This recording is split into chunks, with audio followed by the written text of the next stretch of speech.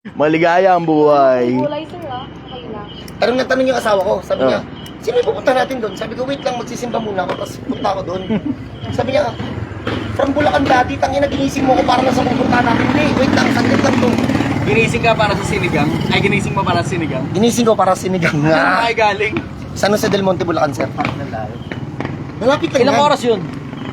Hindi ko napansin kasi may mga stopover kami. Okay. Hula mo. Mga 2 hours, something like that. Nabagal naman yung takbo kasi may kasama akong baby. Ah, okay. Oo, yung kanina sa San Jose del Monte, Bulacan din yun. Yung punta rito, mga 2 oras nga raw ang biyahe. Nakamotor pa yun. Sige, ulitin mo yung tanong. Paano may bahay ako dito eh? Ayan. Tanong niya ng kalma ako lang to. Boss, matagal na po akong OFW. Ano pong gagawin ko kasi may asawa at anak po ako pero mukhang wala na po akong uuwian kasi nakahanap po siya ng iba at buntis na po siya ngayon. Anong mapapayo mo sa akin? Uuwi pa ba ako o mag-stay na lang po dito sa ibang bansa? Ganito. Una muna dun sa mga yung mga paalis pa lang ng abroad. Hatiin ko yung sagot ko sa 3 parte. Una, bago ka umalis ng abroad, you have to consider na merong malaking possibility na baka pag alis mo ng Pilipinas, pag uwi mo, hindi na kayo nung kasama mo sa buhay. You have to put that into the equation. Kaya mo ba? Una yun. Kasi oo, ando na tayo dun sa konsepto na kaya ka nga mag-a-abroad para gumanda yung buhay ng pamilya mo. Pero minsan may mga pagkakataon, yung mismong dahilan kung bakit gusto mong gumanda yung buhay ng pamilya mo o yung paraan kung paano gaganda yung buhay ng pamilya mo, siyang magiging mitya pa ng paghihiwalay ninyo at pagkasira ng pamilya mo. You have to put that into the equation na hindi pera ang pinaka-importanteng bagay sa mundo. Hindi pera ang pinaka-importanteng bagay sa mundo. Pag may pamilya ka, ito, I strongly suggest wag ka na mag-abroad. I strongly suggest wag ka na talagang mag-abroad. And it's just a suggestion. It's not an advice. Bakit? Kasi meron namang mga pamilyang umusad sa pag-abroad nung kung sino man, di ba? Merong mga umusad. Ngayon, Sir, makikisali lang ako ah. Pumunta kayo dito, hindi lang na mura yung paninda nila, masarap talaga, promise. Punta kayo dito. okay. Okay, ngayon, going back to sa pinag-uusapan natin. Isa pang parte, yung mga nasa abroad na, you make sure you maintain an outstandingly good communication. Dun sa kasama ninyo sa buhay. Kasi pag sa kawalan ng communication, yung relationship mismo namamatay.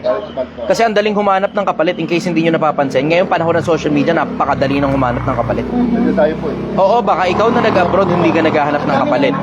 Pero baka siya na nandito sa Pilipinas at naiwan, baka siya yung naghahanap ng kapalit. Ito, mas worse. Nag-abroad ka, tapos ikaw pala yung naghahanap ng kapalit.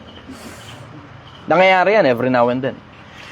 Tapos, sa mga naman problema na dun sa pagsasama nila, Ito ko naman learning na sa mga you have to put into consideration na pag hindi mo tinapos yung kontrata, may possibility hindi ka na makabalik dyan sa parehas na bansa kung saan ka nanggaling. Anong assurance na pag umuwi ka ng Pilipinas, kaya mo pang ayusin yung pamilya? Kailangan mong umuwi para sa mga anak mo. Nagkakatalo na lang sa timeline. Kasi, hindi mo naman alam kung ano mangyayari pag umuwi ka ng Pilipinas. Pwedeng maging kayo pa uli, pwede namang hindi na. Pero dun sa konsepto na nabuntis na yung asawa mo ng iba, tapos magkasama na sila, malabo nang bumalik pa sa'yo yan. Tapos, kung bumalik man sa'yo, tatanggapin mo ba? Yun ngayon yung mga kailangan mong sagutin ng mga klase ng tanong sa isip mo bago ka umuwi ng Pilipinas. Kasi itatapon mo na ngayon yung dahilan kung bakit ka nag-abroad in the first place, which is pera.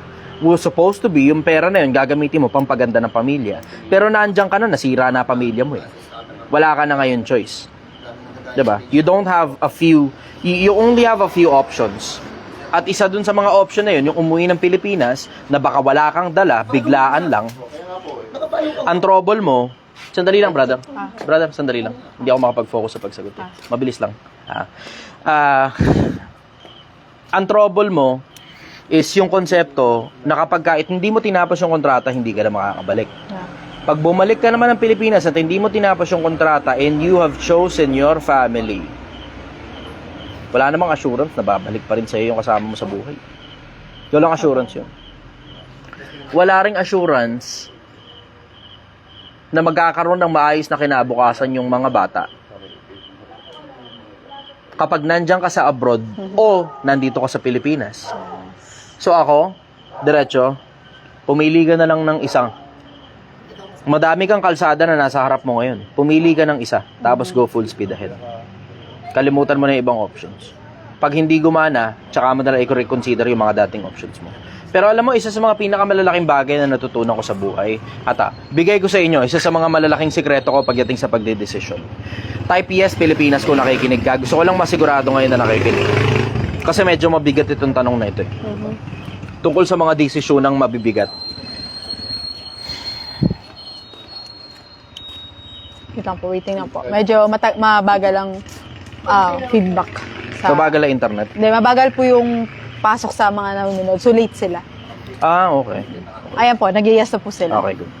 Ganito, Pilipinas. Isa sa mga pinakamalalaking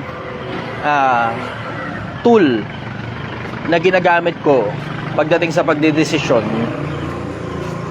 yung konsepto na lesser evil.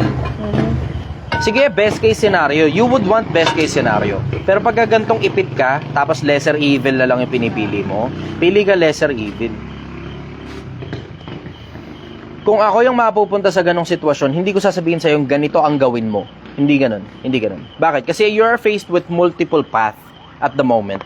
Ang trouble mo kasi, one way or the other, alam mong hindi magiging maganda yung turnout niyan eh. Pag nagstay ka dyan, ang mga anak mo mapapabayaan. Pag umuwi ka naman ng Pilipinas, nang walang kapera-pera, napunta lang sa wala yung dahilan kung bakit ka nag-abroad. Napunta lang sa wala yung dahilan kung bakit ka nag-abroad. So, wala ka talagang choice eh. You just have to choose lesser evil. Pag ako pumipili, pili ako lesser evil. Kung talagang pantay talaga lahat, kasi kamukha nito mukhang pantay lahat eh, di ba? One way or the other, talagang, alam mo yun, wala talaga eh. Wala ka talagang tulak kabigin eh. So ako, kung ako yun nasa ganyang sitwasyon, pipili ako ng isa. Isa lang. Tapos kakalimutan ko na lahat ng ibang options. Yung options ang kakalimutan ha, hindi yung mga anak ha. Baka tangina, bumuo ka naman ng bagong pamilya sa abroad, tapos pinabayaan mo na yung mga anak mo, dilalo mo sinira yung pamilya mo. Yung options yung kakalimutan mo. Pili ka ng isa, go full speed ahead. Kasi pagdating naman sa bandang, alam mo yun, pag lumipas pa ilang panahon, you will be faced with another crossroad. Hindi na yung katulad ng unang crossroad na meron ka ngayon na iniwan ka ng misis mo, sumama sa iba, nabuntis siya ng iba, ngayon magkasama na sila. Tapos ang mga anak mo, hindi mo naman alam kung ano buhay ngayon. Diba? Hindi ka na mapupunta sa ganong crossroad uli. Another crossroad na naman yan. So another crossroad na maaaring makita mo, pag tumuloy ka dyan sa abroad, tuloy-tuloy na papasok sa'yo yung pera, iniipon mo yung pera, pinapadala mo yung para sa mga anak mo, para sa mga anak mo na lang. Pero iniipon mo yung majority ng pera. Ngayon, another crossroad that you will be facing is magkakaproblema ka naman ngayon sa mga anak mo. Bakit? Wala silang magulang eh. Wala silang tatay. Wala rin silang nanay. O baka meron silang nanay, pero yung nanay nila sumama sa iba, tapos baka hindi rin sila gusto ng bagong kasama. Diba? Another crossroad na naman yun. Tapos, you will be faced with another crossroad pag pumili ka uli ng isa pang path. Uwi ka ngayon sa Pilipinas, dala mo ngayon lahat ng pera. Ano ngayon ang gagawin mo sa buhay mo? Kaalagaan mo yung mga anak mo, that's for sure. Kung mapupunta sa'yo. Pero kung hindi mapupunta sa'yo, ano ngayon ang gagawin mo sa buhay mo? Tapos, pag pumili ka naman ngayon ng isa pang path, you will be faced with another crossroad again. Na pinili mo halimbawa na gamitin yung pera pang negosyo. Anong assurance na puputok yung negosyo? At pumutok yung negosyo. You will be faced with another crossroad again. Or, hindi pumutok yung negosyo. You will be faced with another crossroad again. Either local employment o babalik ka na naman sa abroad. Tapos pumili ka local employment, you will be faced with another crossroad again, financial difficulty. Yun na isa sa mga bagay na na-realize ko tungkol sa buhay. Pili ako ng isa, tapos diretso na, full speed ahead. Wala kang tulak kabigin eh. Wala kang tulak kabigin. Pero kung ako yung nasa ganong sitwasyon, ipit ka between short term and long term. Ang short term, umuwi ka sa Pilipinas, makakasama mo yung mga anak mo, o baka hindi, pero makakausap mo yung mga bata. Yun ang short term. Ang long term, mag-i-stay ka dyan sa abroad, kikita ka ng maraming pera, pag nagka-problema ngayon, yung kabila, baka bumalik sa'yo. Pero, kung tatanggapin mo pa ba? Pero, marami kang pera. Pero, eto rin ang problema, marami ka nga ba talagang pera? O baka pinamumudmud mo lang sa pamilya mo lahat ng pera? Na baka oo, hindi nga yung mga anak mo yung nakikinabang kasi konti lang binibigay mo sa mga anak mo. Pero baka binibigay mo sa nanay mo yung pera. O baka sa mga kapatid mo. O baka pinapautang mo sa kung kanino man tropa na hindi nagbabayad. So ngayon, tatanungin kita, kamusta ang ipon mo dyan sa abroad? Yung ipon mo ba sapat para umuwi ka na at makapagsimula ka ng buhay din sa Pilipinas? O kulang pa? Yun ngayon. Sagutin mo yung tanong na yun sa isip mo. Tapos, sagutin mo ngayon sa isip mo kung ano ba talaga yung pipiliin mo dun sa dalawa. Uuwi ka ng Pilipinas with your money o mananatili ka dyan sa abroad, dadagdagan mo pa yung pera.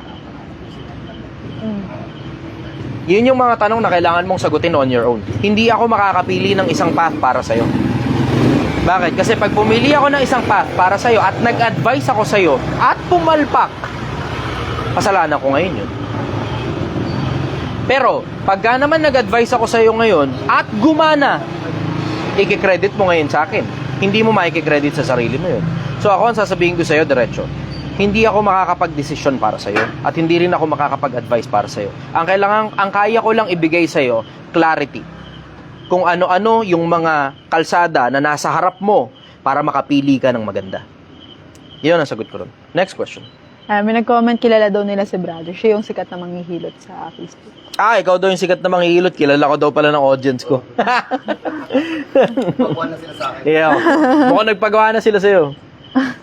Okay naman daw. Yung binte, nalipat sa braso.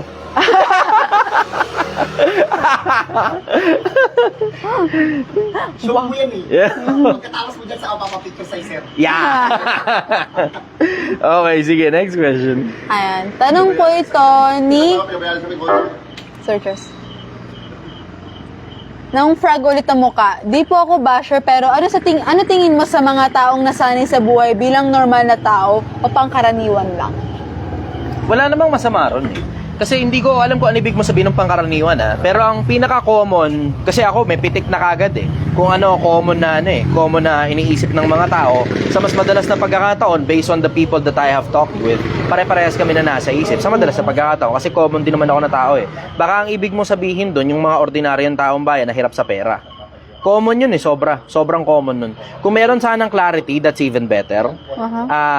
Ibigay mo sa akin kung ano yun, ano kailangan mo? No sound daw po eh. Walang sound? Ay, may comment ang no sound. Facebook may sound ba? Paki-comment mo nga kung merong sound. Type yes nga kung merong sound, just to make sure lang na merong sound. Check lang ako sandali ng audio. Facebook, paki-type yes. Kung walang sound, sabihin nyo na lang, walang sound. Po. Sige, tingnan natin. Wala. Pakis daw si Bugoy. Meron daw. Meron naman eh. Oh, okay, sige. So wala tayong problema sa sound. Yung isang piraso lang, baka sira yung speaker mo. Okay, going back. Ano nga yung tanong? Wait lang po sir, wala na rin pala akong internet. Okay, sige. Papakunin ka na lang kita sa akin. Kaya pala sabi ko, bakit sa akin ang stack up ka?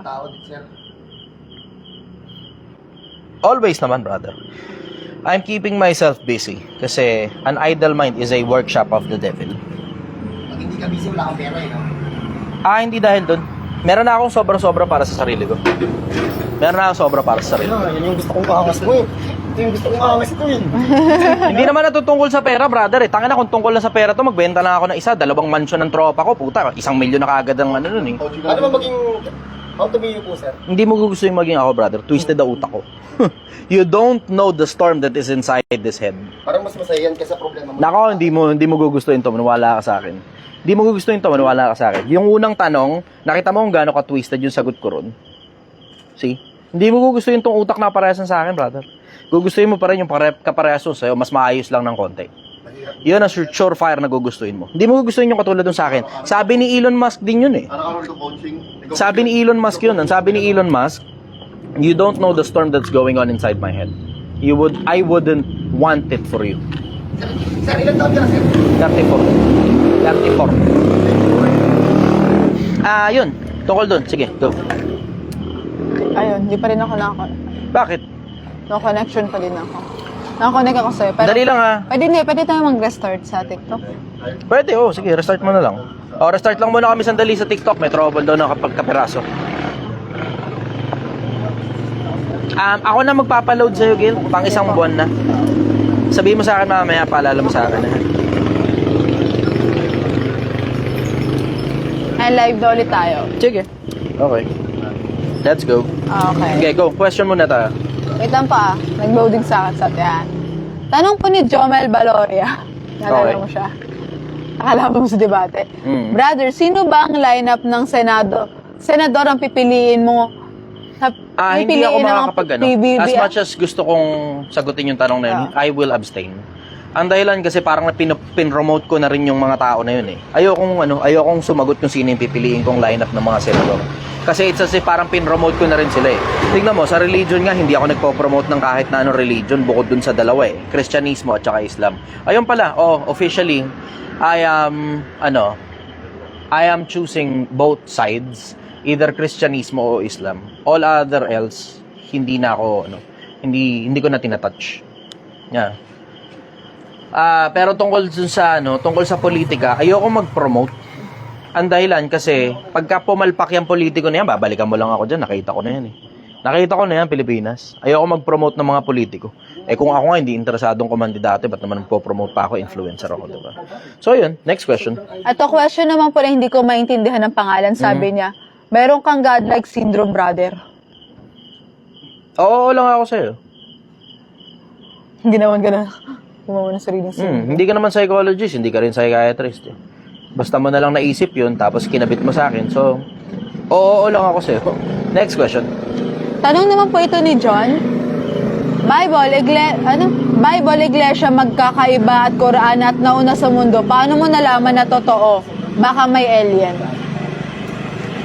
Possibility rin yun. Baka may alien. Okay na yun. Hindi naman kasi tanong yun, statement yun eh. May question mark kasi dun. Paano mo nalaman na totoo? Baka may alien. De, statement yung dulo. Ngayon, kung may alien man, di good. Pero hindi natin mahagilap yung mga alien na yun eh. Basta ang alam ko, may gumawa ng order, malamang hindi alien yun. Kasi kung alien yun, hindi naman creator yung mga alien na yun. Created beings din yun eh. Diba? Created beings din yun kung meron mang alien. Tingnan mo, hindi nga sila all-seeing, hindi rin sila all-powerful eh. Paano hindi all-seeing, hindi all-powerful? Nakikita mo, diba? Kung kung sila yung creator natin, nasa na sila?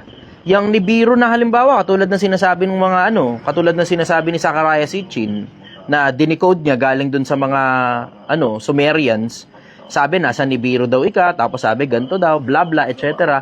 Nasa nasa 10th planet daw, 9th planet, kung ilang planeta man yun, nasa liwa daw ang ikot mula sa mundo, mula sa sun, ganun daw ang ikot. Kasi normal, pag ganun, di ba? Ikot ng mga pag ganun daw yun, malayo, parang 3,000, 5,000, o kung ilan mang 1,000 years yun.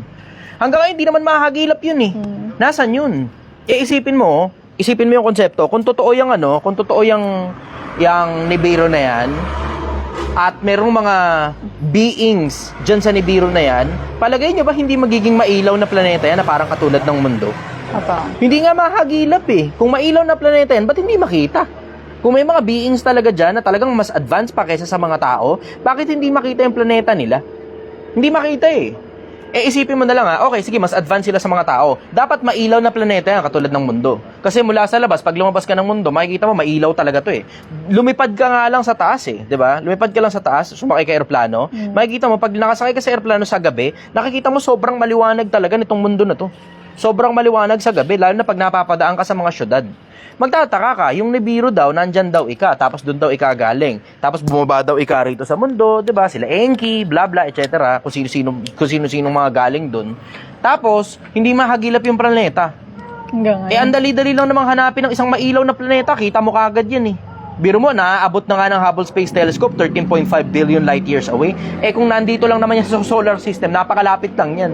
Nakikita nga natin yung kabilang galaxy, hindi mahagilap eh.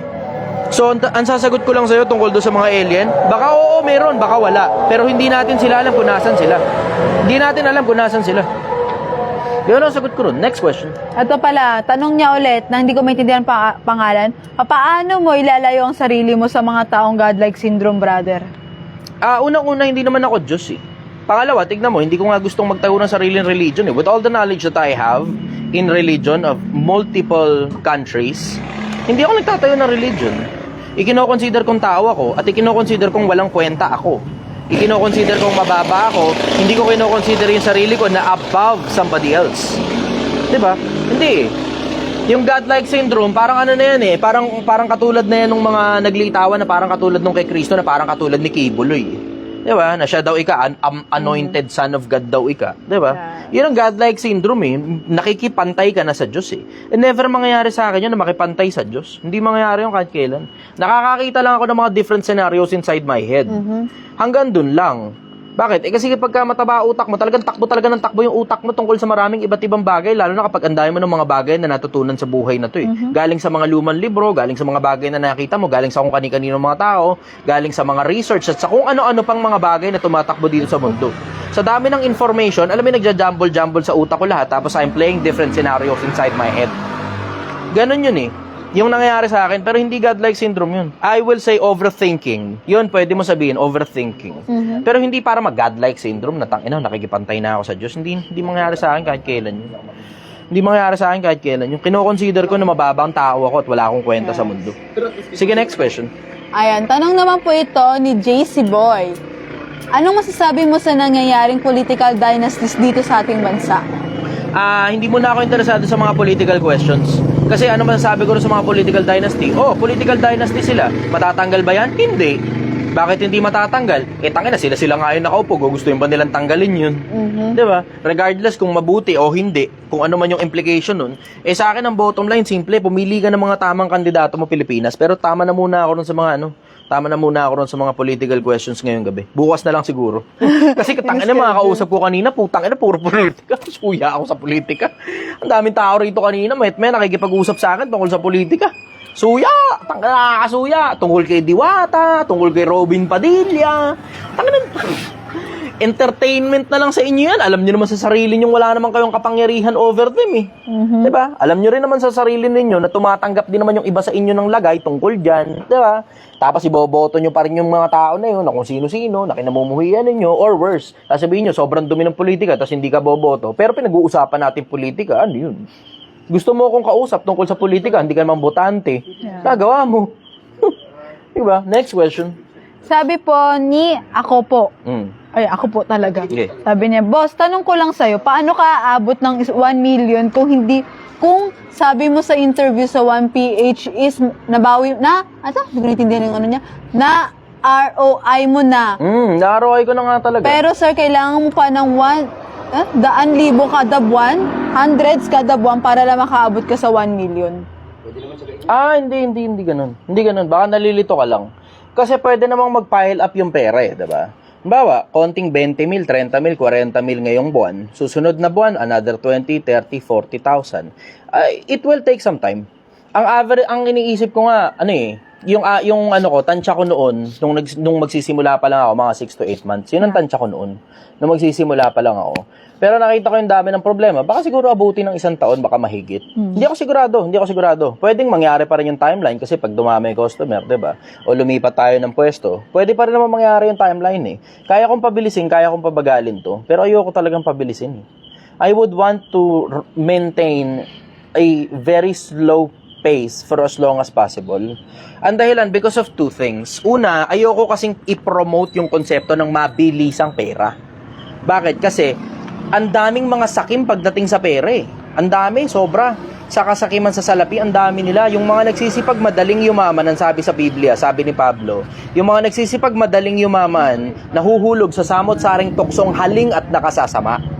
Masama kasi yun kapag nagmamadali kang yumaman eh. Masama yun pag nagmamadali kang yumaman. Ngayon, yun ang unang reason, masama yun pag nagmamadali kang yumaman. Pangalawa, yung gusto ko kasing sumabay yung maraming tao as many as possible.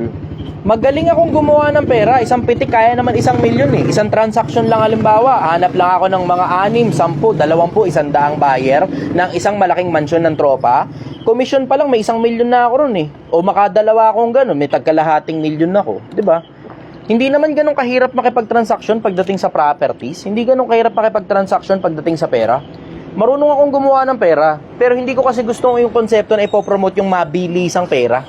Hindi ko gusto yun eh. Bakit? Kasi ang dami nang nanalo ko eh. Nakita nyo naman, di ba? Nakita nyo naman sa internet, napakarami nila, di ba? Yung mga nanloloko para kunyari, payayamanin ka. Bigay mo sa akin yung pera mo, mag-join ka sa amin, payayamanin ka namin. 3 months, 6 months, yayaman ka. Tangin lang yun. Sa amin pa lang sir, ang daming scammer. Ang daming gumagawa ng fake page, tas ang scam. Ang napakaraming scammer. Alam mo, diretsahan, ang napakaraming scammer dito sa mundo. Ang gusto kong ipakita sa inyo, yung mano-mano. Yun ang gusto kong ipakita sa inyo, mano-mano, nagtitunda talaga kami sa kalsada. Kaya natanong mo, kung tungkol sa ROI, oo, tumungtong na kasi ng 50. Pero syempre, bumaba pa din yun kasi kailangan ko ulit gumastos. 2 beses na. In case hindi nyo alam, 2 beses nang tumungtong ng 50 yung pera. Isa nung 44th night, tapos isa kagabi. Pero kailangan ulit bumaba ng pera kasi may mga kailangan bilhin. Katulad nung 44th night, umabot na ako ng 50, di ba? Tumungtong lang ng 50 yun. Tapos the following day, kailangan ko na ulit bumili ng karne at saka ng taba at saka ng iba't iba pang mga rekado. So ngayon, bumagsak uli siya. So from 50,000, naging 39,000, 38,000. Bumagsak uli, naging 38,000. Tapos, lipas na ilang gabi, ganito, bla bla. Kagabi, tumungtong na naman ng 50,000. Pero kagabi rin, at the same time, meron din kailangan gastusin. So, alam mo yun, naiintindihan mo yung konsepto na, oo, tumutungtong nga siya ng 50,000. ROI na yun technically. Tingnan ko 500, sir. ROI na yun technically. Pero, isipin mo rin yung konsepto. Alis ka na? Ha? Kanila na. Okay. Oh, tip. Thank you po. Ayun, pasalamat kayo. May nagbigay 500 na tip. May nagbigay ng tip, 520 500. po. Okay. Naki, masyado kang busy. O, pwede pa picture muna. Oh, sige, liga. So ngayon, going back dun sa pinag-uusapan natin, hindi kasi ang konsepto ng paggawa ng 1 milyon ay kailangan buwan-buwan, 100,000 yung pumapasok. Hindi ganun. Ang konsepto ng paggawa ng 1 milyon,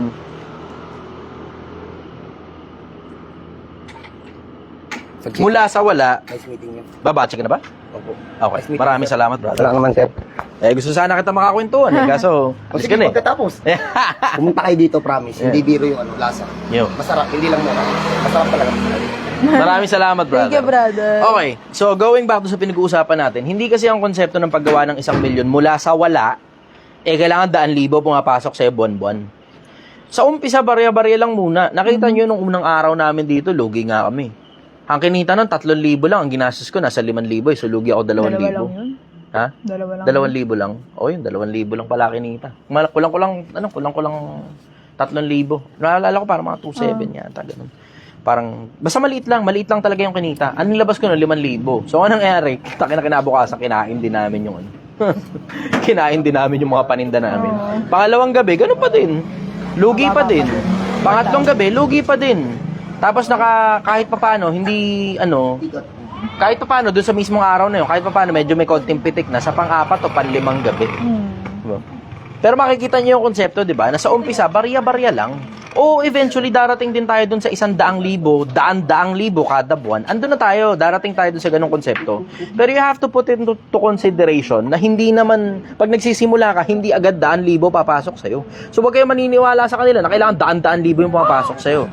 Ano nangyari? Nag-send sa'yo ng money ka na, pero mahal yun. 500 yun, diba? Oo. Oy, thank you, Manigan. Manigan. Salamat. Okay, maraming salamat sa nag-send ng Nagulat Manigan. din ako. Alam ko 500 yun kasi nag-send ako ng gano'n kay Kuya Reno na nanonood ako sa kanya. Nag-send ako ng Manigan kay Kuya Reno. Thank you po sa nag-send ng Manigan. Salamat sa nag-send ng Manigan. Okay, ngayon, going back sa pinag-iusapan natin, you have the capability para pumasok sa'yo daan-daan libo. Yeah. Pag nasa may milyonan ka na, pero pag nasa lilibuhin pa lang, mahirapan ka pumasok sa yung 100,000. Kasi you have to put into consideration na para Nag-send ulit, mahal. Ay, Ang laki nun. anong mahal? Ay, ang laki nung presyo nun. Nasabi niya sinesend. Same tao. Ay, salamat po. Salamat po. Takot ako sa'yo. Grabe, ano yun? Sabi niya, nag-send ulit, mahal. Ha? Sino yun? Nag-send 800 pesos Mahal ang yun eh. puta. Salamat po. Salamat sa mga nag-send ng Manigan. So, going back to sa pinag-uusapan natin, ang simpleng konsepto lang naman ng pag-usad, kung gusto mo talagang umusad, tatabaan mo utak mo, tatalinuhan mo, magtatrabaho ka ng gusto, tapos pag-iipunan mo hanggang makarating ka na 1 milyong piso. Kahit pachi-pachi, kahit barya-barya, kahit pa 20-20, 30-30, 50-50, isa-100, 200 isang araw, uusad ka rin eh. Aabot ka rin sa 1 milyon eh. It may take some time. Pero pagka nakaipon ka na ng bahagya, ngayon makakapag-diversify ka na para medyo mas kahit papano, yung mismong inipon mo, pwede mo na ngayong ilagay sa iba't ibang mga proseso na kumikita rin ng pera. Pero hindi ang konsepto niya kailangan daan-daan libo pumapasok sa'yo para makaipon ka na. Hindi ganun yun. Nalilito nga ang karamihan eh. Alam mo, wala lang kayong kamalay-malay eh. Wala lang kayong kamalay-malay. Dito sa Pilipinas, hindi nyo alam kung magkano average na kinikita ng mga taong nakakaipon. Hindi nyo alam. Check nyo lang yung statistics. Magkakaintindihan tayo. Ang average na kinikita ng mga tao, tapos nakakaipon, hindi nyo alam. Pero check nyo lang yung statistics. Sige, next question. Ayan, nag-send ulit siya, Diamond 3. Oy, salamat po. Salamat. Salamat sa mga nagsisend. Isang tao lang, Magic Man. Magic Man. Ang pangalan niya. Abroad yata yan si Magic Man. Oo. Maraming salamat. Okay, sige, next question. Tanong po ni Adimir, Boss, may tinitinda ka po bang t-shirt ang Project 1M dyan sa pwesto? At Boss, ano at gaano kataas ang level ng desire mo nung nagsisimula ka pa lang para maging success? Ay, nako, tangina. Nung nagsisimula ako nun, 18 anyos ako nun. Puta, puno ako ng galit. Merong binibenta rito, Project 1M na t-shirt. Nagpalagay na ako rito. Pero konti lang itong nandito eh. Konti lang yung nandito. Dalawa. Marami nang nakabili. Konti na lang yung supply. Alam ko, konti na lang yung supply. Pero pwede kayong umorder dun sa Project 1M Clothing na page. Pinromote ko naman na yun eh. Ando na yun. Project 1M Clothing. Pwede kayong umorder doon o pwede rin kayong pumunta rito para bumili ng t-shirt mismo. Hindi sa akin mapupunta yun. In case hindi nyo alam, meron ako mga tao na tinutulungan para kumita ng pera. Pero hindi sa akin mapupunta yung pera. As in zero. Walang mapupunta sa akin ni piso. Walang mapupunta sa akin. So yung clothing nito, as in purely charity talaga ito. Going back to sa pinag-uusapan natin, yung desire, nung nagsisimula ako, 18 anyos kasi ako, pinalayas ako nun eh. Tapos, wala akong siguradong tiyak na tahanan, kahit saan lang, kung kanino man, makikitulog. Tapos, naalala ko yung panahon na yun, tangina sabi ko sa sarili ko nun, magiging mas mayaman pa ako sa lahat ng tao nagpalaya sa akin pag sama-samahin mo lahat ng pera nila. Hindi ko makakalimutan yun. Kabataan ko yun eh. Siyempre, panahon ng kapusukan, panahon ng kaarugantehan. Arugante kasi ako nung bata ako eh. Halata naman sa bunganga ako, diba? Arugante ako nung bata ako. Tapos, eventually, paglipas ng panahon, umusad. Pero ang dami kong naging palpak. Ang dami kong sablay. Tangin. May mga pagkakataon pa nun, puta, nagpapasara ako ng bar. Kasi magkano lang naman, gasido lang pasara ng bar, 15,000 lang, consumable pa yun eh. Tapos may sigaw yung mga tao, Chester. Okay na. Graduate na ako sa mga ganun, sa mga kayabangan. Tapos paglipas na ilang panahon, ma-realize mo rin yung mga tao na yun, hindi rin naman nagmamatter. Mga pinasaya mo, hindi rin nagmamatter yung mga tao na yun kasi panahon na bumagsak ka, hindi mo rin mahagilap yung mga tao na yun eh. So that's enough for that particular question.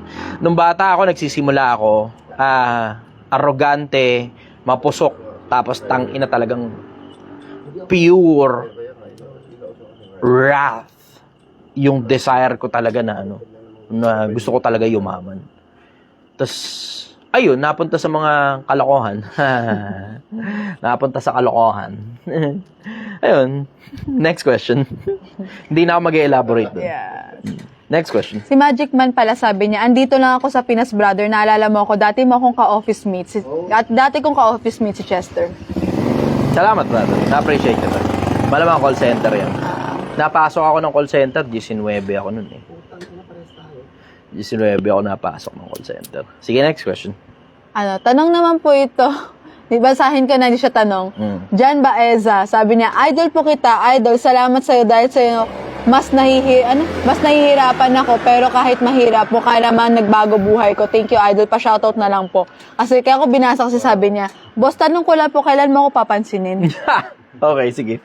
Ganito, tungkol sa kahirapan, alam mo, one way or the other, mahihirapan ka rin naman sa buhay na to eh.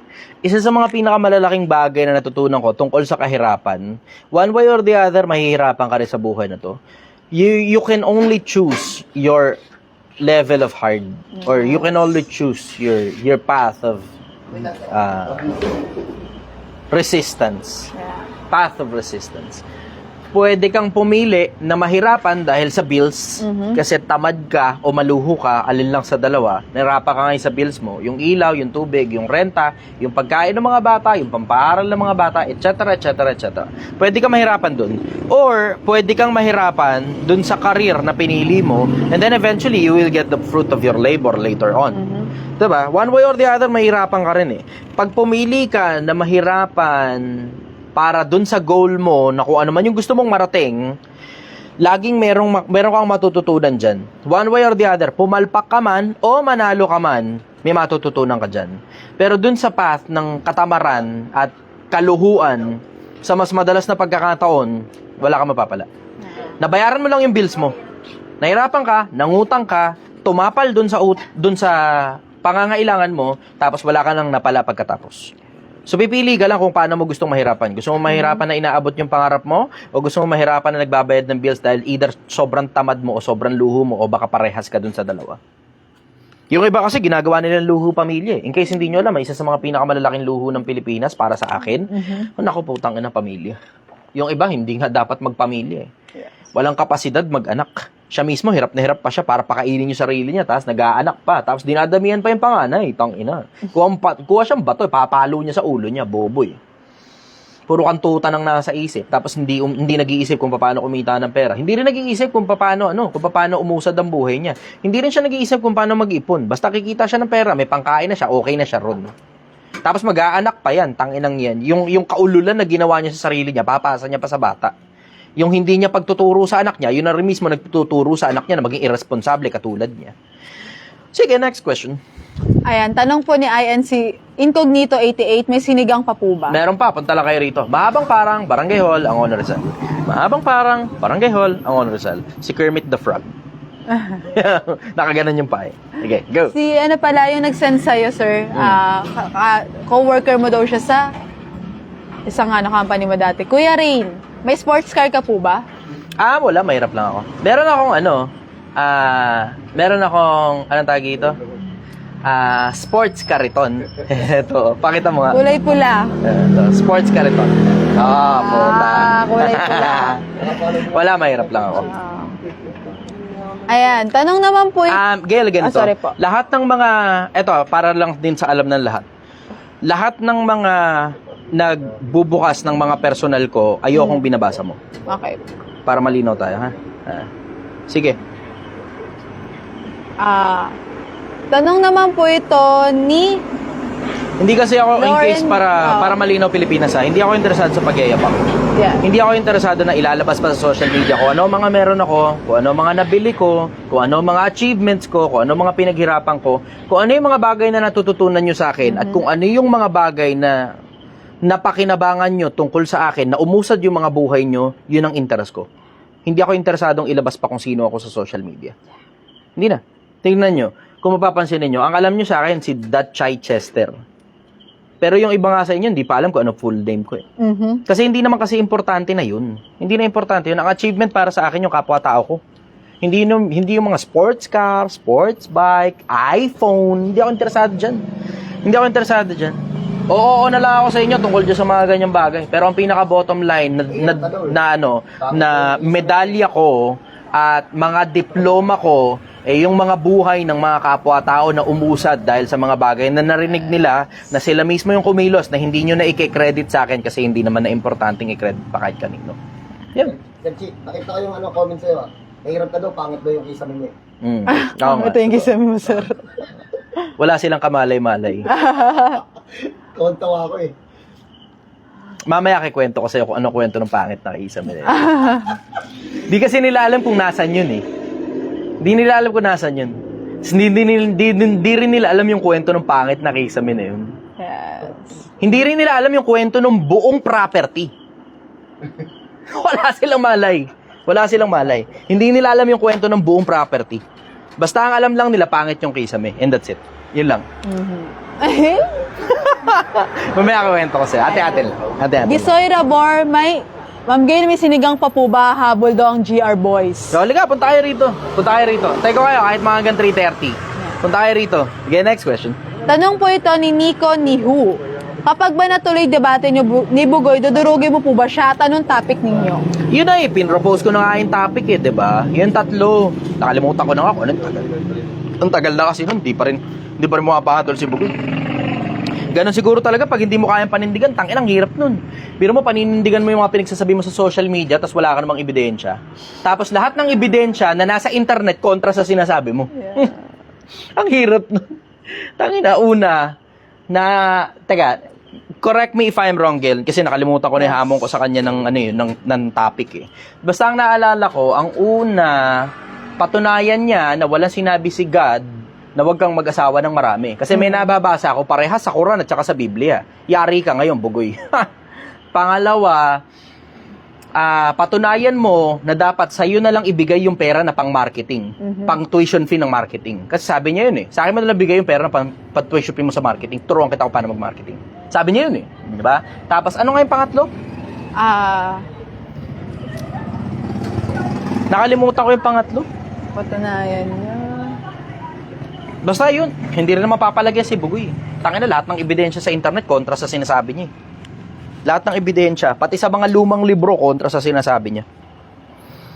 Siya sabihin, sa kanya na lang daw ibigay yung pan-tuition fee na pang-marketing. Puta, talaga ba? May napatunayan ka na ba pagdating sa marketing? Diba, kinikilala ka ba ng DepEd o ng CHED? Kung kinikilala ka sana ng DepEd at ng CHED, at pagka nagkaroon ng certificate na galing sa'yo, sana tinatanggap yung mga tao kapag ikaw nagbigay ng certificate.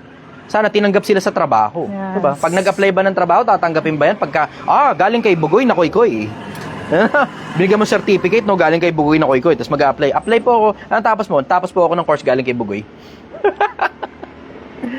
Sige, next question. Ayan, tanong po ito galing kay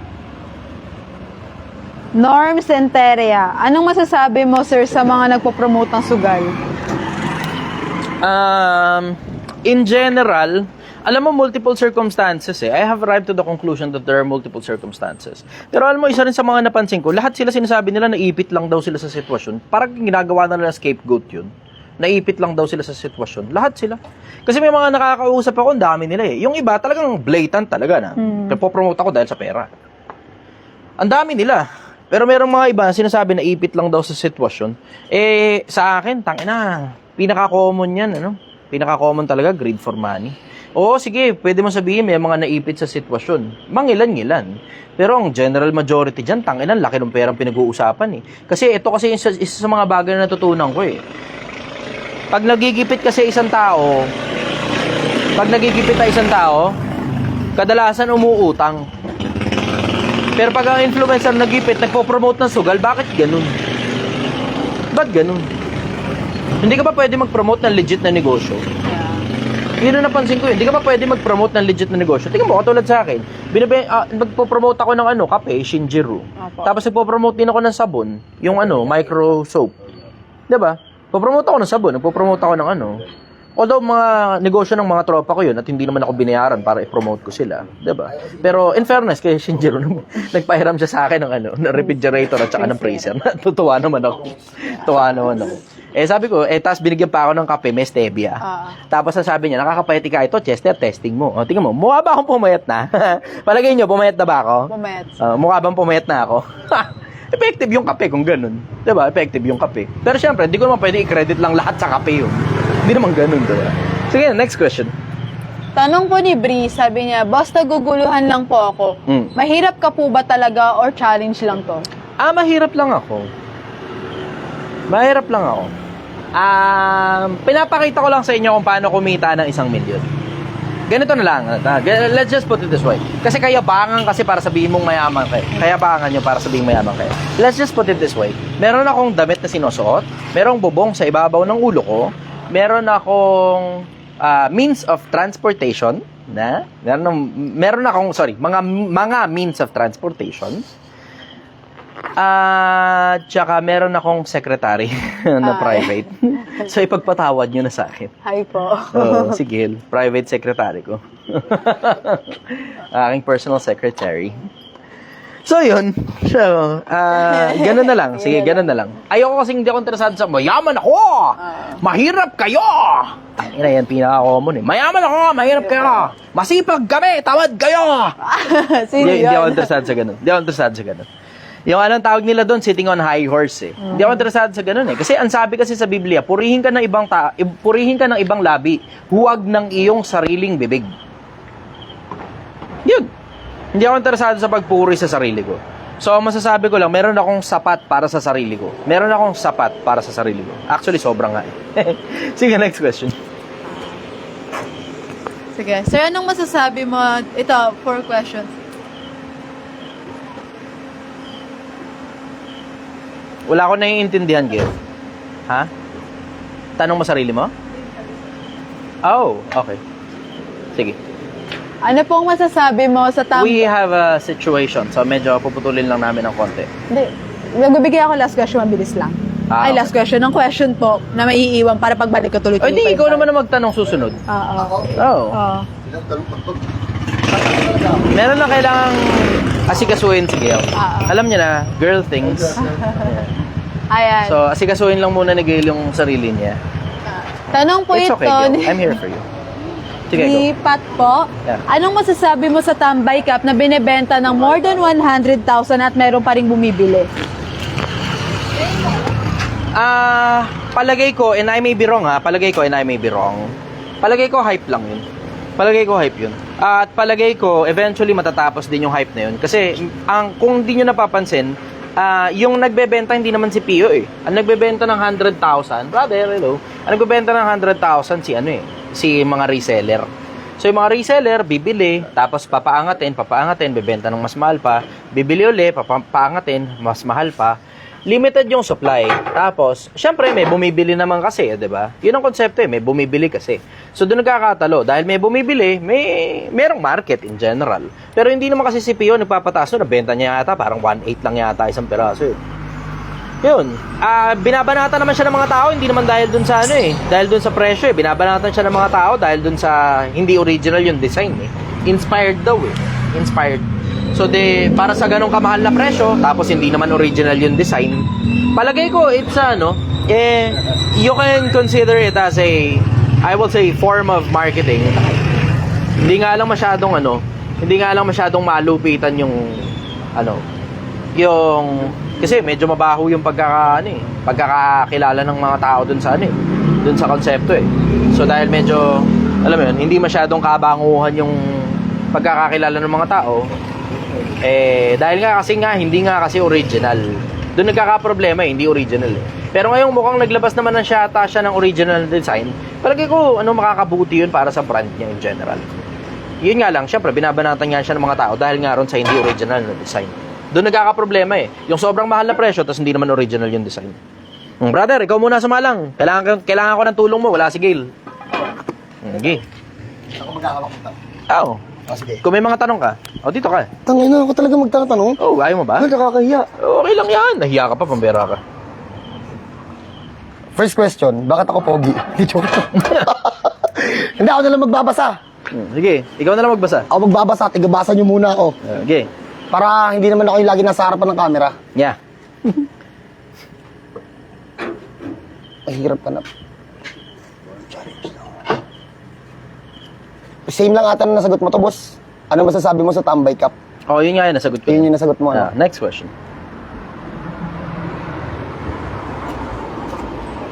Sabi nga nila, teka, makompleto ko lang yung sagot. Ang sabi kasi nila tungkol sa Tambay Cup, sabi ni Pio, parang bawal daw yumaman dito sa Pilipinas. Hindi siya sa konseptong bawal yumaman sa Pilipinas. Doon siya sa konseptong original kasi dapat yung design kapag kamahal yung presyo. Pabera ka naman, Pio. Sinisi mo patuloy yung mga tao. Ito, idol, maganda tong tanong na to. Sige, go. Ano daw masasabi mo sa mga magulang na kinokontrol ang anak nila? Ganun naman talaga. Pag hindi ka kinontrol ng anak mo, ang tawag sa'yo, out of control. Di ba? Yun eh. Pag hindi ka kinontrol ng magulang mo, ang tawag sa'yo, out of control. Nagkakatalo lang naman yan kung nai-instill na sa'yo yung values at okay naman ang values mo, tapos kinokontrol ka pa rin ng magulang mo sa pagtanda mo. Magkaibang usapan yun. Pero yung tungkol dun sa kinokontrol kayo ng magulang nyo, lalo na bata pa kayo, minor de edad kayo, wala talaga kayong choice kundi magpakontrol sa magulang nyo. Kasi ang pinaka-bottom line lang man yan, simple eh. Kumakain ka sa loob ng bahay nila, nakatira ka sa loob ng bahay nila, matuto ka sumunod kasi yun lang yung bayad mo sa kanila. Ayun, ano sagot ko ron? Next question. Okay, last Ito medyo question under basic control. Sige. Ano daw mas maganda, public school or private school? I will say, kung may pera rin naman, I will go for private school. Ang dahilan, kasi, sige, yung quality of learning, andun na, that's one thing. Mas konti kasi yung estudyante kapag ka private school eh. So, mas konti yung estudyante, mas matututukan ngayon yung mga estudyante. Natututo. Kumpara sa public school na jump pack lahat doon, 50 mahigit kayo, tas alsa bahala kung may matutunan ka o wala. Ganun eh. Isa pa, yung konsepto rin kasi na yung mga kaklase mo kasi pag nasa private school ka, alta sosyudad. Sa mas madalas na pagkakataon. As in, tiene salve. As in, yung mga magulang may pera. Yun ang yun ang isa sa mga pinakamalalaking pinagkaiba na yung konsepto lang na kapag halimbawa nag-build ka o halimbawa alam mo yun, nag-UST ka, yung konsepto na hindi na importante kung matapos mo o hindi yung kurso because of financial constraints. Yung mga naging kaklase mo ron, alam mong malayo ang mararating, tapos technically connections mo na yun. Kung di nyo nakikita sa PMA, di ba? Yung sa PMA, yung mga nasa gobyerno, sila rin yun eh. Yung iba kabatch, yung iba kaklase, yung iba ganto, yung iba ganun. Diba? Yung konsepto na yung konsepto na kapag puro mga mayayaman yung mga kaklase mo, magkakaroon ka na kagad ng connection doon paglipas ng ilang panahon na maaaring yung isang kaklase mo, doktor, maaaring isang kaklase mo, abogado, maaaring isang kaklase mo, CEO ng kung anumang kumpanya. Tapos hindi ka nakatapos ng pinag-aralan because of financial constraint. Automatic, may ma-applyan ka na kagad na trabaho. Kasi sasabihin mo, bakit di ka ganun? Parang wala naman yata, bla bla, etc. Dami mo na naman reklamo. Okay, sige, dami mo na naman reklamo. Ang tanong ko sa'yo, ano ginagawa mo sa buhay mo? Habang silang mga mayayaman, nagsisipag-asikaso ng kayamanan nila, ikaw, ano ginagawa mo? Nagre-reklamo. Ba't hindi trabahuin mo na lang yung buhay mo? Para kung hindi ka man mayaman ngayon, at least yung anak mo magiging mayaman. Diba? Ganun lang naman kasing simple konsepto eh. Ngayon, tatanong mo sa akin, ano mas maganda, public school o private school? Pa-private school ako pagdating sa quality of learning, pagdating din sa quality of connections. Pero kung wala talagang pera, edi mag-public school ka, wala namang problema ron eh. Wala namang masamang naka-public school ka eh. Walang masama ron. Kasi ako, produkto ako ng magkabila eh. In case hindi nyo alam, produkto ako ng magkabila. Pin-private school ako, pin-public school din ako, pin-private school ako ulit, pin-public school ako ulit. Nakita ko ngayon yung best of both worlds. Nakita ko yung pinagkaiba ng dalawa. May mga klase ako, alta sosyudad. May mga klase ako, mayayaman ngayon. Pero may mga klase rin naman ako, lalo na public school. May mga mangilan-ngilan, pero ang general majority talagang, kung ano lang talaga yung magulang nila, ganun din sila eh. Hamantalang yung mga nasa private school, yung ibang mga klase ko, hindi lahat pero yung ibang mga klase ko sa private school, kung ano yung magulang nila, ganun din sila. Meron akong isang naging kaibigang doktor. Ngayon, doktor na siya. Kasi yung magulang niya, doktor din eh. Yun ang pinaka-common eh. Kung ano ang puno, siya bunga. Yung anak ng abogado, madalas. Hindi naman sa lahat ng pagkakataon, pero may malaking chance maging abogado rin. Anak ng doktor, may malaking chance doktor din. O kung hindi man siya doktor o abogado, gaya ng nanay niya at ng tatay niya, successful yung magulang, successful din yung anak. Yun ang common. Sige, next question. Tanong naman po ito galing kay Alfel Reyes. Idol, okay lang po ba na lagi kang puyat? Ay, hindi, syempre. Masisira ulo mo pag lagi kang puyat. Huwag kayo maniwala dun sa mga influencer na kailangan ikaw para maging successful, babawasan mo yung oras ng tulog mo. Tangina. Kaulo lang niya, masisira ulo mo dyan kapag lagi kang kulang ng tulog. Isa pa, nagdi-dwindle down yung performance mo. Paano ka magiging successful kung tangina nakakabobo puyat ha? Nakakabobo puyat, nakakalutang yung puyat, nakakatanga yung puyat, nakaka-stupido yung puyat, tangina naglo-loading yung utak mo, tapos hindi ka full performance, pati yung katawan mo nagdi-dwindle down yung performance. Simple lang naman ang konsepto eh. Hindi kasi yan, kung gusto mo maging successful, hindi yan doon sa konseptong babawasan mo yung tulog mo. Nandun yan doon sa konseptong 8 oras yung tulog mo, you still have 16 hours to work, ano ginagawa mo sa lahat ng oras na gising ka? Yun ang sagot ko ron. Next question. Tanong naman po ni Slane's Duper, paano po bang effective way para i-handle ang mga tao or subordinates? Sa akin, putting yourself in someone else's shoes. And putting them in your shoes as well. Sa akin, ang pinaka-effective yun, sobrang effective nun sa akin. Siyempre, iba-ibang iba-ibang klase ng approach yan diba? Mm-hmm. Pero ang pinaka-effective talaga sa akin, yung ilagay mo yung sarili mo sa sitwasyon nila, tapos ilagay mo rin sila sa sitwasyon mo. Pag ako nakikipag-usap sa mga tao ko, alam niyo yan. Yeah. Pag ako nakikipag-usap sa inyo, nilalagay ko kayo sa posisyon ko. Na sige, ikaw yung lumagay sa posisyon ko, lagi kang late, lagi kang absent. Palit tayo ng kalagayan. Baka nasa isip mo lang kasi, yung 50 pesos o yung 100 pisong ibabawas sa sweldo mo pagka nalilate ka. O baka yung siguro, 600 piso, 620 o 1,000 piso. O kung magkano man yung sweldo mo sa akin sa isang araw na hindi ka pumasok, baka yun lang iniisip mo nawawala sa'yo. Pero hindi mo alam yung nawala sa akin na mas malaki pa kaysa sa sweldo buong buwan yung nawala sa akin dahil hindi ka pumasok. Palit tayo ng kalagayan. Ikaw yung kumikita na kapares ng kinikita ko.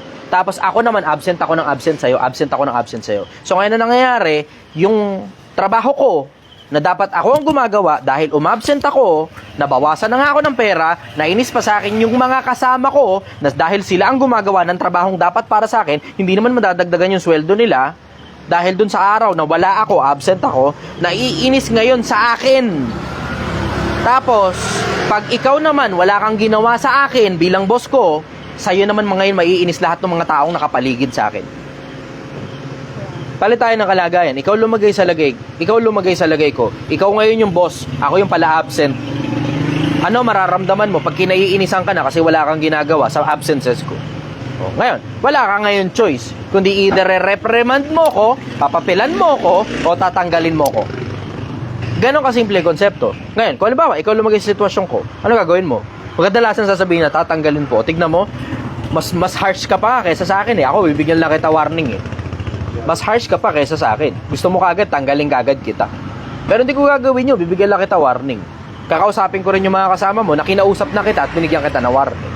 Ulitin mo pa ulit yan, wala naman akong choice. Aakyat na ngayon yung warning mo to second level.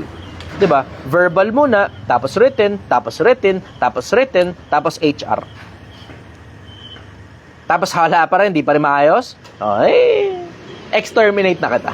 Exterminate. Hindi, termination. Employment, di ba? Ganun lang naman kasimple eh. Palit lang tayo ng kalagayan, maintindihan mo ako eh. Naalala ko ng mga panahon na empleyado pa ako. May mga tao ako na hinahandle nun. Tapos, yung tao ko, meron ako isang tao, akala niya pinag-iinitan ko siya. Kasi ganun ng mga empleyado eh. Pagka pinapilan mo, pag pinagagalitan mo, pakiramdam pinag-iinitan. Tangina para pag initan mo pa isang tao, tangina, ang dami mo nang ginagawa, pagtsatsagaan mo pang pag-initan yung isang putang ina. Hindi, palitan tayo ng kalagayan, bro, maintindihan mo ako eh. Yung boss ko, operations manager. Ako, bisor. Empleyado kita. Yung boss ko, hinihingi sa akin papilang kita. Kasi yung lates and absences mo, nakikita na ng boss ko pag pinapasa ko yung report sa kanya. Oh, tapos ngayon, syempre, yung boss ko naman, naiinis na sa akin. Bakit? Hinaharang ko eh. Hindi kita pinapapilan eh. Ngayon, pipili lang ako. Palit tayo ng kalagayan, Brad. Oh, ikaw ngayon ang lumagay sa lagay ko. Yung nasa ibabaw, ikaw yung papapilan pag hindi mo ako pinapilan. In short, that's another term for yung nasa ibabaw, ikaw ang gustong tanggalin. Dahil ayaw mo akong tanggalin. Ano gagawin mo? Tatanggalin mo ako o magpapatanggal ka sa trabaho dahil sa akin? Hindi naman tayo magkaano-ano. Oh. Yun. Pagka ginaganon ko na, gumagana. Alin lang naman kasi sa dalawa yun eh. Either susunod sila sa instruction ko, either susundin nila kung ano yung standard, o matatanggap nila kapag kailangan ko na silang tanggalin. Wala kaming bad blood ngayon. Kahit tinanggal ko pa yung mga tao, wala tayong bad blood. Bakit? Sinubukan kitang iligtas, Brad eh. Ikaw yung matigas sa ulo eh. Lagi kang late, lagi kang absent. O palit tayo ng kalagayan. Pili ka sa dalawa. Either ikaw yung tatanggalin ko o ako naman yung tatanggalin ng boss ko. Di ba? Palitan tayo ng kalagayan. Maintindihan mo ako eh. Sa akin, sobrang effective nun. Ulitin ko, sobrang effective nun. Kahit kailangan ko na magtanggal ng tao, wala kaming bad blood ng tao. Sige, next question. Ito, sir. Sabi ni Cosmic Beats, Idol, una sa lahat... Kape. Pengi. Thank you. Puta. Okay, sige, thank you. Wala eh. Wala. Sige, next Tanong question. po ni Cosmic Beats, Idol, una sa lahat, maraming salamat at nagustuhan mo ang kantang handog ko sa iyong Yung- Project 1M. Hello. Ang aking katanungan ngayong araw, paano mo pinapanatili ang iyong motibasyon at determinasyon sa Putang ina, kabila nakakatakot ng mga naman kayo. hamon sa buhay at sa negosyo? Motivasyon, dedikasyon, solicitasyon, purifikasyon. Ano ulit mo nga yung tanong? Motivasyon at saka Determinasyon. sa kabila ng ano? Sa kabila ng mga... Tanong niya po, paano mo pinapanatili ang iyong motibasyon at determinasyon sa kabila ng mga hamon sa buhay at sa negosyo? Tangina, song composer ka nga talaga. Nagra-rhyme eh. Nag-rhyme. Hamon sa mga negosyo. Lahat kasi ng mga negosyong sinisimulan ko, kino-consider ko naglalaro lang ako. Na merong rules. Susunod ako dun sa rules. Hindi naman ako naglapat ng rules eh. Yung merkado naglalapat ng general rules eh. Tapos, I can make some few tawag discipline within the organization. Pero, alam mo, simple lang naman ang konsepto eh. Yung tuloy-tuloy, tapos nire-resolve mo yung problema. Lahat ng problema, nire-resolve mo. Mabilis ka magresolba ng problema. Pati problema na ibang tao, nare-resolve mo na rin sa sobrang bilis mong resolba ng problema. Tignan mo, nangyayari, paabante ka ng paabante. No, every now and then, napapa-atras ka rin naman paminsan-minsan. And that's okay. Wala namang masama ron eh. As long as yung pag-atras mo, hindi sapat para bumagsak ka. Tama, katulad nun, nawasakan tayo ng ng gulong, magkabila pa. Diba? Tapos, tapos pati yung rims nasira din. Pagkatapos ko nang bumili ng gulong, ngayon na nangyari, napadoble tuloy yung bili ng gulong. Karne. Bumili na nga ako ng gulong, na 16 yung bilog. Kinabukasan, nawasak naman yung rim. Hayop na yan. Wala ngayon akong choice, napabili ako ng 17 na rim. Tapos bili ulit ako ng gulong, bili ulit ako ng interior. Wala akong choice eh, kasi wala akong makitang bike shop sa paligid. Probinsya kasi ito eh. Wala akong makitang bike shop, GC6 yung kailangan ko na rim. Wala akong makita ngayon GC6 na rim. Nangyari, bumili tuloy ako ng GC7 na rim, kasama na rin yung GC7 na interior at saka gulong na bago na naman. Kahit kabibili ko lang ng GC6 na gulong na bago. Eh, wala naman akong choice eh, diba? Sa akin, simple lang naman ang konsepto. Kung meron kang gustong marating, kulit-kulitin mo hanggang makarating ka ron. Ganun kasimple sa akin yung konsepto. Kaya nga tignan mo, yung konsepto, di ba, tungkol sa Project 1M, tatalinuhan mo, pagtatrabahuhan mo, tapos pag-iipunan mo. Ganun kasimple yung konsepto. Yun ang sagot ko ron. Next question. Tanong naman po ito ni C. Anong masasabi mo sa mga nanlilimos online? Kailangan ba silang tulungan o hindi? Alam mo, nga pala, speaking, nakalimutan kong sabihin sa'yo, tapos nakalimutan ko rin i-execute. Iniisip ko nga, kunin ko yung mga yun eh. Hindi dito sa negosyo na to, pero yung mismong market nila, kasi nakita ko yung market ni Awit Gamer. Tangina, yung si Awit Gamer, ang majority nung mga nung mga audience niya, online palimos. Nanghihingi ng GCash. Kasi nagpo-promote ng sugal si Awit eh, di ba? Tapos, ano nangyari? Yung mga syempre, sinasabi nila, bibigyan daw GCash, blah blah, diba? Tapos ngayon, lahat tuloy ng audience niya, ito po yung GCash number, ito po yung GCash number, ito po yung GCash number, ito po yung puro ganun. GCash number, penge pong penge pang ganito, penge pang ganyan, panggatas ng bata, pangkain, pang blah blah, puro hingi. So ano yun, nangyari, natarget siya ng mga online pulubi. Yung mga online limos. Puro GCash. Ganun ang system. Inisip ko, targeting ko kaya yung, hindi si Awit Gamer, syempre. Pero inisip ko, targeting ko kaya yung ganong klase ng audience, no? Gabi-gabi mamigay akong GCash. Pa isa-100 lang. No? Oh, hindi, seryoso, walang biro. Tapos isipin mo yung konsepto, gabi-gabi namimigay akong GCash, di ba? Tapos, yung mga, syempre, yung mga yan, diba? GCash number, lalagay nila, blah, blah, etc. Tapos yung mga tao na yun, sila na rin yung tuturuan mo kung paano maghanap buhay. Hindi sumali sa pamigay ng Gcash. Mauta ka, ha? No? Ano palagay nyo doon, Pilipinas? Paig ba kayo ron? Mamimigay ako ng GCash. Hindi, okay lang yun. Isa-100 lang naman kada gabi. Isa-100 lang. So isipin mo, babawas ko lang sa kinita ko 100 pesos kada gabi. Mamimigay ako ngayon ng GCash. So syempre, yung mga online pulubi, magpupuntahan ngayon siya sa akin, di ba? Magkikitarget ako ngayon ng online pulubi. Bakit? May namimigay ng GCash eh. Oo. Kasi yung iba, pag nag-live sila, mamimigay GCash. Puro ganun eh. Puro GCash eh. Ngayon, inisip ko, gawin ko rin kaya yun, no? Tapos yung mga online pulubi, yun ngayon yung ko-convert ko yung isip mula sa pagiging pulubi, sa pagtatrabaho. No, no?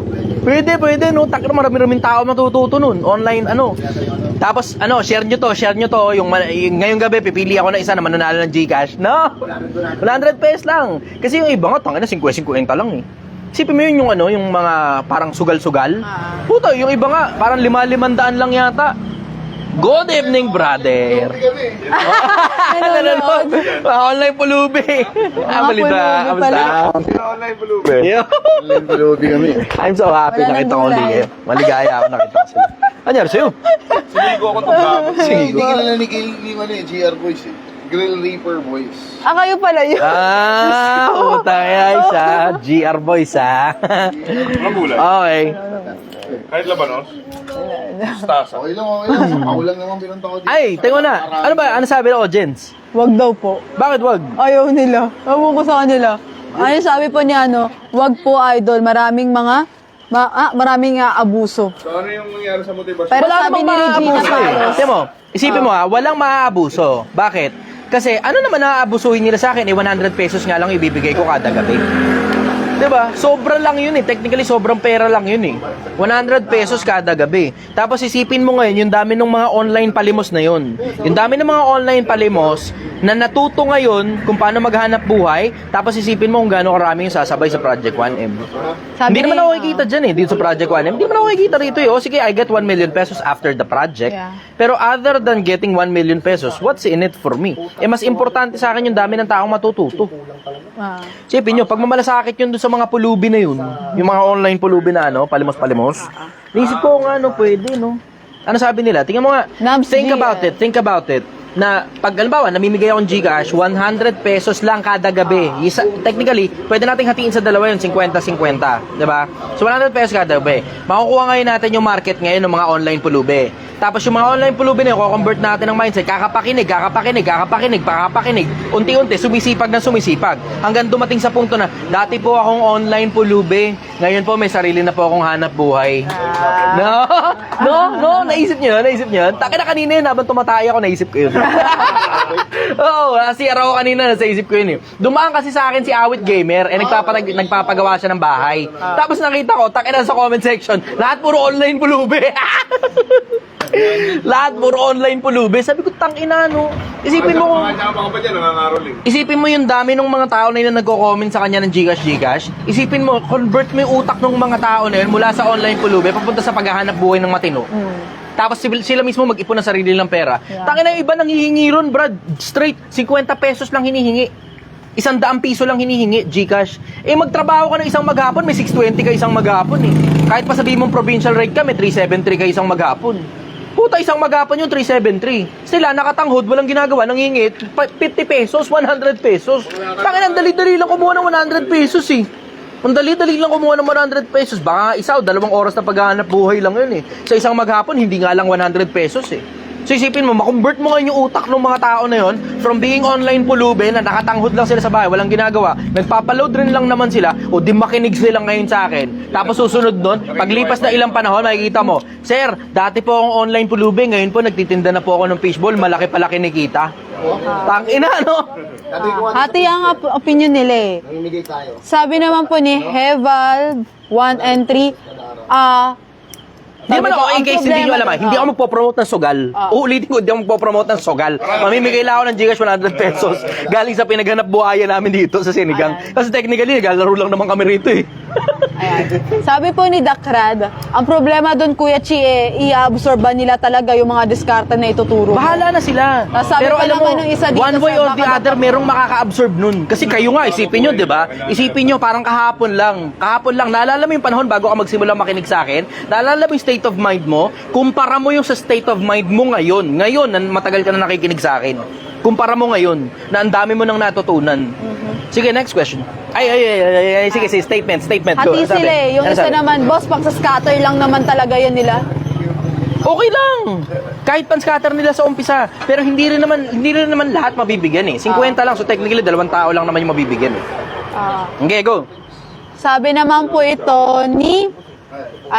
boss, boss, mahihirapan ka sa ganyan, di ako agree dyan. Iba't ibang mga po ang tao to.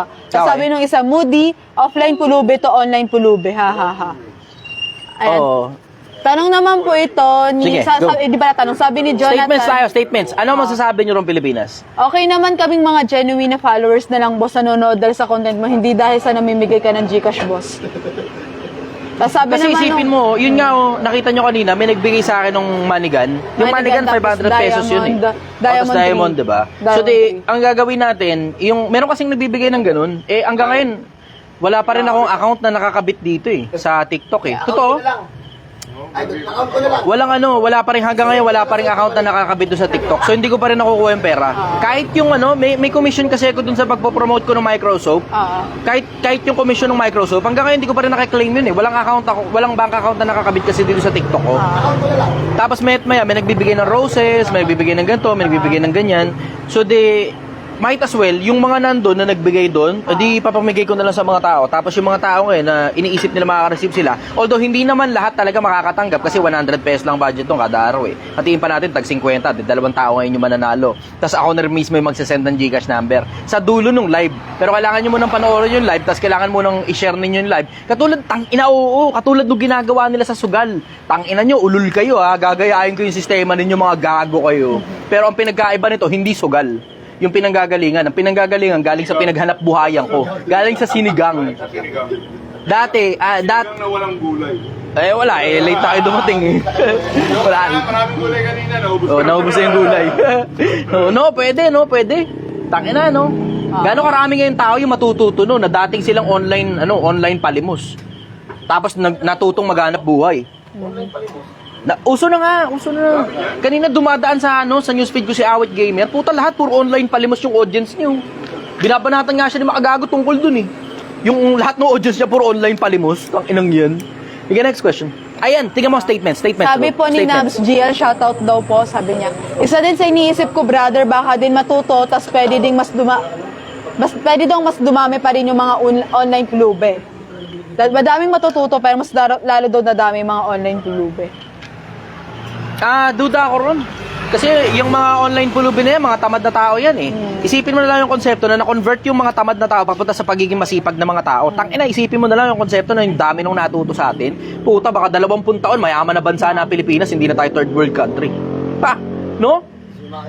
Ayan, sabi ni Van Robert T. Castro, tama kasi madaming matutulungan. Mali kasi madaming sinungaling na pulubi at hindi mo sure kung talagang gagamitin nila sa tama yung pera. Sir Jay, baka gusto nila makita ng masisipag na tao, ikot niya yung camera nandito.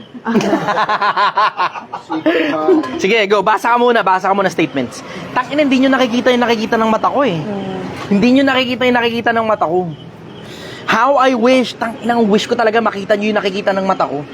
Yes. Kung gaano karaming tao yung makukonvert mo yung utak. No? Kasi ganun yun eh. Papasok ka sa puso ng tao, tapos you will work your magic inside. Sige, go. Wait lang, sir.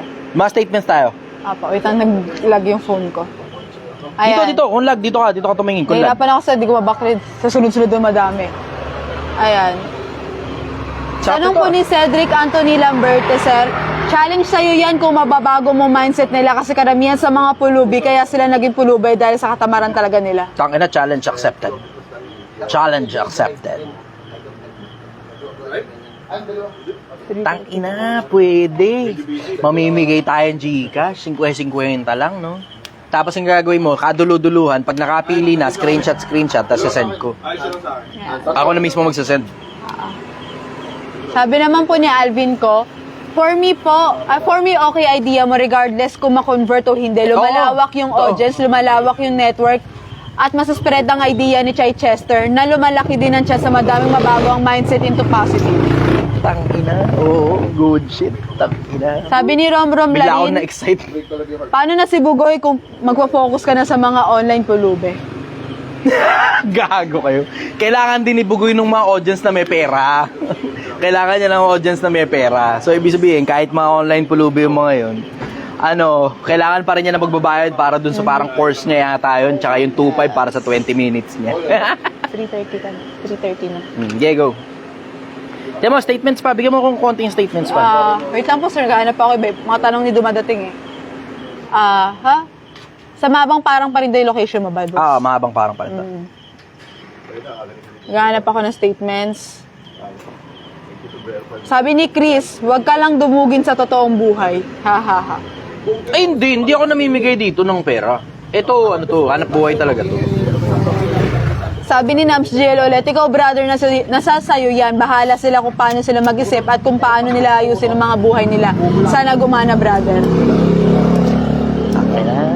Sabi naman po ni Sean Russell 586, kaso ingat yung cons niyan, baka abusuhin ng mga online pulubs.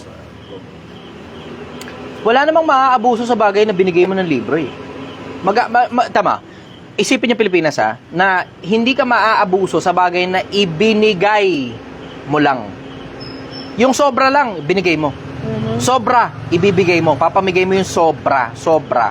Hindi yan bagay na kailangan mo. Maaabuso ka lang pag nagbibigay ka nung mismong bagay na ibinigay mo pero kailangan mo pala. So ngayon, kailangan mo ngayon kunin pabalik. Yung pinahiram na pera, alba, 5,000, gano'n, tapos kailangan mo pala yung 5,000. Hindi mo ako maaabuso sa bagay na binibigay ko ng libre. Yan. Sabi nila, post agree boss, props lang yung Gcash giveaway. Ang target is makapagturo sa mga Yan online mismo. kulube na maghanap buhay. May nakabasa Kawikaan ng utak 4, ko. May nakabasa ng utak ko. Kawikaan 4, verse 7. Karunungan, pinakapangulong bagay. Sawa, may nakabasa ng utak ko. Props lang yung Gcash para dumami yung mga taong manonood, para dumami rin yung matututo. Yun. Props yung Gcash. May nakabasa ng utak ko. Hindi, tsaka yan yung mga tao talaga na gusto mong magbago, gusto mong matulungan. Sila yun eh, yung mga kamad. Yun nga mismo yung target ko eh. Eh, ang napunta sa akin, mga masisipag na tao eh. Hindi, yung iba dyan, sumipag na lang. Sabagay. Pero yan yung target mo talaga na audience. Yung mga walang-wala. Yung Walang mga online as in, wala talagang kapera-pera. Mga online hampas lupa. Yun. Yun mismo. Kaya yung mga walang pera, pag niyabangan mo ng niyabangan yan, dalawa lang naman pupuntahan yun. Yung iba, mag-kick out, or iisipin na kalaban ka. Pero doon tayo sa part na yung mga tao may gusto, yung sa ginagawa natin. Pag na-inspire sila din sa naabot natin, gawin din nila si pake nila. Excited tuloy ako. Ilan na ano mo, followers mo? 400,000? Or 20 po. So, taas pa pala yung followers mo kaya sa akin. Mas marami mga pera sa'yo. Marami kang pera. Followers lang saan marami. Pag-usapan ba natin ulit yung pulang kabayo? Hindi. I-off mo na nga yung live, butang ina to. Off mo na yung live, ayos. Ayan, Sara. Hindi na ako nag-bring up niyan. Hindi na ako nag-bring up. Wala naman ako. Nagtitinda lang ako ng sinigang sa kanto. Ito lang yun eh. Hindi, okay na. Nabigyan ako ng idea eh. Last question na nga, putang ina. Ayan. Last question, sige, go. Ito naman, tanong po ito ni TVITV. Boss, anong payo mo para malimutan ng malulungkot at masasakit na nakaraan? Palitan mo ng masasaya at malulupit na hinaharap. Ne? Make your future so bright that you'll forget the darkness of it. Make your future so bright that you'll forget the darkness of the past. Alam mo, ito hindi niyo naintindihan ang Pilipinas. Paano makakalimutan yung mga masasakit na nakaraan? E di tapalan mo ng tapalan ng bagong hinaharap. Tama. Yung iba kasi akala nila, nadadaan niya sa kakalimutan ko na, kakalimutan, puro ganun eh. Hindi mo naman napapalitan ng mga bagong magagandang memories. Paano ngayon matatapalan yun? Eh, ang pantapal mo nga ron sa mga bagay na hindi magandang nangyari sa nakaraan, yung mga magagandang hinaharap na araw-araw mong tinatrabaho. Ganun kasimple yung konsepto eh. Sa akin, simple lang naman ang konsepto eh. Kung gusto mo talaga makalimutan lahat ng mga hindi magagandang bagay, ako personal, kay maganda, kay hindi, kinakalimutan ko na lahat ng nakaraan. Nagmamadali ako sa hinaharap. Kasi whether it be good or bad, kapag ka na-high ka dun sa... Alam mo, meron ako mga nakilalang tao, intoxicated, high na high sila sa lahat ng mga achievements sila in the past, tapos hindi na sila gumawa ng bagong achievement. May mga ganong klase ng tao ako nakilala, personal. Yung sobrang high na high siya na sa achievement niya na nagdaan, hindi na siya gumawa ng bagong achievement. Kaya ako, ginagawa ko, may certificate na binigay sa akin yung kung sino mang recognition body, lagay sa library. Certificate ulit, lagay sa library. Trophy, lagay sa library. Yung parang sash na nilalagay nila pag ganun dito, lagay sa library. Yung isinusuot na pag ganun dito, tapos may parang ganun dito, na parang mukhang medalya, lagay sa library. Trophy, lagay sa library. Gawa uli ng bago, gawa uli ng bago, gawa uli ng bago, gawa uli ng bago, gawa uli ng bago. Ganun ginagawa ko. Punta lang sa library. Ganon sa akin kasimple. Tinatambak ko na lang doon, sama-sama na lang sila ron. Yung mga certificate na mga plaque na binibigay sa akin, tinatambak ko na lang doon, sama-sama na ron. Hindi na ako nag-aangat ng ganon. Ang excited ako, wala yun doon. Wala sa, butakin na mo, ganun mo ingay. Wala yun dyan. Nandun sa kabila. Hindi ka pa pala nakapunta ron. Yung library niya, hindi mga aklat ang nandun. Hindi. Puro mga libro yun nandun, tapos mga notebooks ko at the same time.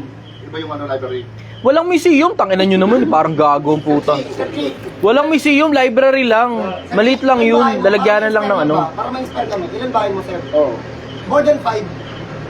Ang baka na yun, para pang-inspire mo eh. Hindi pang-inspire yun, gusto mong pang-inspire, pakita mo mismo paano yung ginagawa mo. Yun ang pang-inspire. Kasi alam mo, tingnan mo, may bagong kayabangan ngayon sa social media kung doon nyo napapansin eh. Yung bagong kayabangan ngayon, papakita sports car, papakita bahay, papakita ganito, papakita pera, papakita kung ano na pinapakita. Ang tawag ng i-inspire. Pero diretsahan, niyayabangan ka lang nun eh. Tapos ano ngayon na nakukuha ng mga tao na yun? Pag niyabangan mo, yung mga audience mo, lalo silang nanonood sa'yo. Tapos lalong dumadami yung iyo. Yung sa kanila ba dumami o na-entertain lang sila? Hindi naman na-inspire yung mga tao na yun eh. Na-inspire ba yung mga tao na yun? Diretsahan lang tayo. Anong nangyari? Na-entertain sila. Lalo ka ngayon pinapanood dahil naiinggit na sa'yo. Parang online pulubi. Nakita mo? Inaantay nila yung GCash. Inaantay nila yung GCash. Pero magkaka-GCash ba sila? Hindi. Anong nangyari? Umaasa na lang sila na sana mag-GCash. Sana mag-GCash. Sana mag-GCash. Ganun na nangyayari. Tangina, ngayon, panahon ngayon, twisted ang panahon ngayon. Sinasabi nilang nangi-inspire. Pero totoo, niyayabangan nila yung audience nila. Tapos pag nakilala mo yung mga yan, tangina, kilala ko sila personal social media. Karamihan dyan, peke eh. Yung sports car, either nirentahan o hiniram. Kaya tignan mo, isang beses mo lang nakita, hindi na naulit. Tahimik lang ako, hindi ako nagsasalita. Pero yung puting Mercedes-Benz na top down, nakita nyo pa ba ulit na gamit nung isang influencer na yon? Yung Maserati na itim. Nakita nyo pa ba ulit na gamit nung influencer na yon?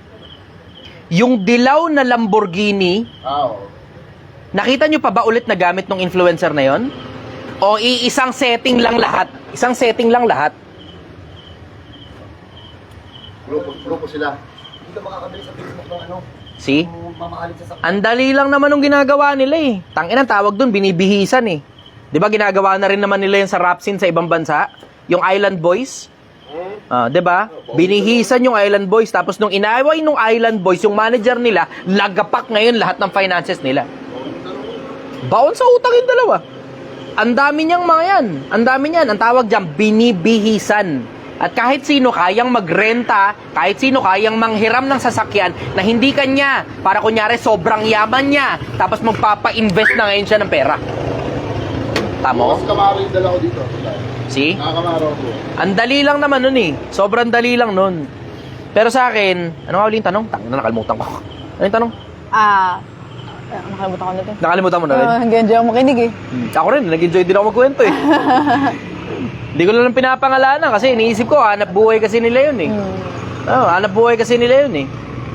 Hindi ko na lang pinapangalanan. Pero alam mo, more than kayabangan, pang-inspire pang-inspire, mas personal kung gusto, yung ipapakita ko kung paano. Tapos, Pilipinas, sumabay ka na. Yes. Project 1M. Magandang gabi sa'yo, Pilipinas. Mahal na mahal kita.